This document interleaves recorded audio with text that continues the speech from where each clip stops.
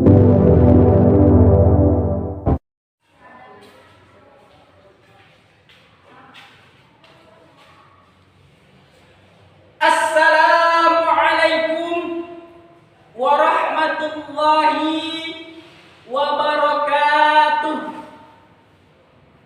Alhamdulillahilladzi hadana li hadza wa ma kunna linahtadiya laula an hadanallah.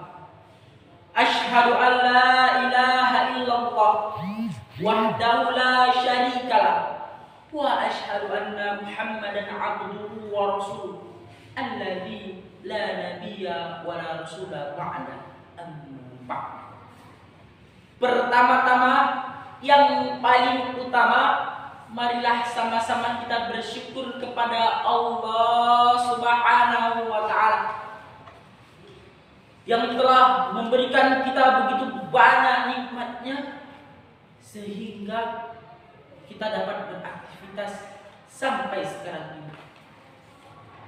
Yang kedua, tak lupa pula kita salawat kepada Nabi Muhammad sallallahu alaihi wasallam dengan mengucapkan Allahumma sholli wa sallim wa barik alaihi. Mudah-mudahan kita dapat istiqomah menjalankan sunnah-sunnahnya. Amin ya rabbal alamin. Hadirin yang dirahmati oleh Allah Subhanahu wa taala. Sebelumnya perkenalkan, nama saya adalah Ilham Iman Syah Utama dari Institut Agama Islam Darul Ulum Kabupaten Asahan. Ingin menyampaikan sebuah ceramah dengan tema ketergantungan manusia hanyalah kepada Allah Subhanahu wa taala. Hadirin yang dirahmati oleh Allah Subhanahu wa taala. Dalam Al-Qur'an surah Al-Ikhlas ayat yang kedua, Allah berfirman, A'udzubillahi minasyaitonir rajim. Bismillahirrahmanirrahim. Allahus Samad. Allah adalah meminta, tempat meminta segala sesuatu. Hadirin yang dirahmati oleh Allah Subhanahu wa taala.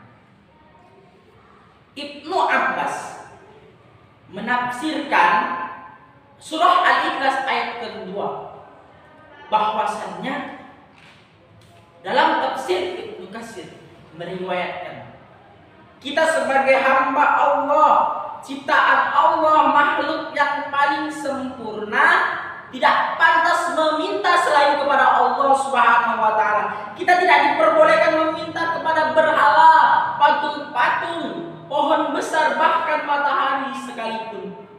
Tetapi kita hanya diperintahkan untuk wa'budullah, menyembah Allah. Kita harus bergantung dan meminta kepada Allah Subhanahu wa taala. Bukan berarti kita dilarang untuk saling tolong-menolong kepada manusia, saling meminta bantuan kepada manusia. Karena pada dasarnya manusia adalah makhluk sosial yang tidak bisa dipungkiri oleh bantuan orang lain. Pastinya kita sesama manusia memerlukan bantuan orang lain. Andai kata kita tidak bersosialisasi, maka kita tidak akan bisa hidup di lingkungan masyarakat kita. Karena kita hari ini hadirin dituntut untuk hablum minallah, berhubungan baik kepada Allah. Contohnya adalah ikhlas dan sabar. Karena di dalam Al-Qur'an, innallaha ma'as sabirin, sesungguhnya Allah beserta orang-orang yang sabar. Serta ikhlas. Ikhlas dalam artian adalah rela menerima cobaan yang diberikan oleh Allah Subhanahu wa taala. Jangan sekali-kali kita mencelanya. Dan yang kedua, kita dituntut untuk hablum minan nas. Contohnya di dalam hadis riwayat Bukhari dan Muslim, kita harus menyenangkan tetangga kita dan memuliakan tamu kita. Itulah contoh hablum minan nas. Baik hadirin yang dirahmati oleh Allah Subhanahu wa taala. Dalam Al-Qur'an Surah Al-Hujurat ayat yang ke-13. Allah berfirman yang artinya, hai manusia, sesungguhnya kami telah menciptakan kamu dari seorang laki-laki dan seorang perempuan, dan kami menciptakan kamu berbangsa-bangsa dan bersuku-suku agar kamu saling kenal mengenal. Hadirin yang dirahmati oleh Allah Subhanahu wa Ta'ala, kesimpulan dari isi ceramah saya adalah, yang pertama, jangan pernah kita mempersekutukan oleh Allah Subhanahu wa Ta'ala. Jangan pernah kita syirik terhadapnya, karena dosa yang tidak diampuni oleh Allah Subhanahu wa Ta'ala adalah kesyirikan.